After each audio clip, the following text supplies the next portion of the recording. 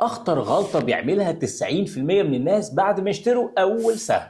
اخطر غلطه بيعملها 90% من الناس بعد ما بيشتروا اول سهم. ناس كتير اول ما تشتري اول سهم في حياتها بتحس انها خلاص دخلت عالم الاستثمار، بس الحقيقه الغلطه اللي بتتعمل بعدها هي اللي بتحدد انت ماشي في طريق بناء ثروه ولا طريق الخساره والاحباط واللي يروح ما يرجعش. طب ايه هي الغلطه يا ترى؟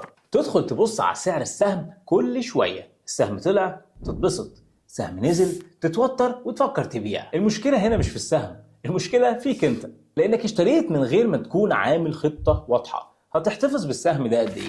هتبيعه امتى؟ هل لو نزل هتزود وتشتري فيه تاني؟ هل متوقع توزيعات من السهم ده ولا لا؟